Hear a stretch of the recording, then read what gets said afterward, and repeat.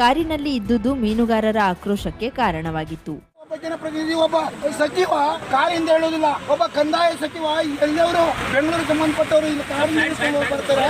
ಇಲ್ಲಿ ಇವರಿಗೆ ಸ್ಥಳೀಯ ಶಾಸಕರಿಗೆ ಉಸ್ತುವಾರಿ ಸಚಿವರಿಗೆ ಒಂದು ಕಾರಿಂದ ಹೇಳ್ಕೊಂಡು ಸೌಜನ್ಯಕ್ಕೂ ನಮ್ಮ ಮಳೆ ಒದ್ದಾಗ್ತಿದ್ದೇವೆ. ಬೆಳಿಗ್ಗೆ 8 ಗಂಟೆಯಿಂದ ಇಲ್ಲಿ ತನಕ ಒಂದೇ ಒಂದು ಸ್ಟೇಟ್ಮೆಂಟ್ ಕೊಡ್ಲಿಕ್ಕೆ ಬರಲಿಲ್ಲ. ಇಲ್ಲಿಂದ ನಮ್ಮ ಹತ್ತಿರದಲ್ಲಿ ಹೋದ್ರು ಒಂದೇ ಒಂದು ಮಾತ್ರ ಸೌಜನ್ಯಕ್ಕೂ ಮಾತಾಡ್ತಿಲ್ಲ. ಕಂದಾಯ ಸಚಿವ ಕೃಷ್ಣ ಬೈರೇಗೌಡ ಮನವಿಯನ್ನ ಸ್ವೀಕರಿಸುತ್ತಿರುವಾಗ ಕೃಷ್ಣ ಬೈರೇಗೌಡರವರಿಗೆ ಜಯವಾಗಲಿ, ಮಂಕಾಳು ವೈದ್ಯರಿಗೆ ಜಯವಾಗಲಿ ಎಂದು ಯಾರೋ ಓರ್ವರು ಜಯಘೋಷ ಕೂಗಿದ್ರು.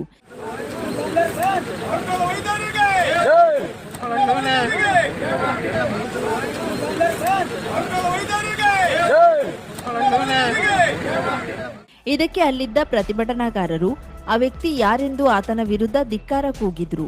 ಮೀನುಗಾರರ ಹೆಸರಿನಲ್ಲಿ ಅಧಿಕಾರ ಸ್ವೀಕರಿಸಿದ ಉಸ್ತುವಾರಿ ಸಚಿವ ಮಂಕಾಳ್ ವೈದ್ಯ, ಮೀನುಗಾರರು ಈ ರೀತಿಯ ಸಮಸ್ಯೆಗಳಿದ್ರೂ ಕಾರಿನಿಂದ ಇಳಿಯಲಾಗದಷ್ಟು ಸ್ಥಿತಿ ಬಂದೊದಗಿದೆಯೇ ಎಂದು ಪ್ರಶ್ನಿಸಿದ್ರಲ್ಲದೆ, ಈ ಪಕ್ಷದಲ್ಲಿದ್ದವರು ನಿಮಗೆ ತಾಕತ್ತಿದ್ರೆ ಅವರ ಮುಖದ ಮೇಲೆ ರಾಜೀನಾಮೆ ಒಗೆದು ಬನ್ನಿ ಎಂದು ಸವಾಲು ಹಾಕಿದ ಘಟನೆಯೂ ನಡೆಯಿತು. ಹಾಗಾದ್ರೆ ನಮ್ಮ ಮೀನುಗಾರ ಮುಖಂಡರು ಆ ಪಕ್ಷದಲ್ಲಿ ನೀವ್ಯಾಕೆ ಹುದ್ದೆ ತಗೊಂಡ್ರಿ? ನಿಮಗೆ ಮಾನ ಮರ್ಯಾದೆ ಹುದ್ದೆ ಬಿಟ್ಟು ಬನ್ನಿ, ರಾಜೀನಾಮೆ ಕೊಟ್ಟು ಬನ್ನಿ. ಮೀನುಗಾರ ನೀವು ಖಂಡಿತ ಮೀನುಗಾರ ರಕ್ತದಲ್ಲಿ ಹುಟ್ಟಿದ್ದಾದ್ರೆ ಆ ಹುದ್ದೆಯಿಂದ ಬಿಟ್ಟು ಬನ್ನಿ, ಆ ಪಕ್ಷದಿಂದ ಬಿಟ್ಟು ಬನ್ನಿ. ನಾವು ಸವಾಲಾಗ್ತೇವೆ, ನಮ್ಮ ಮೀನುಗಾರ ನೂರಾರು ಪ್ರತಿಭಟನಾಕಾರರು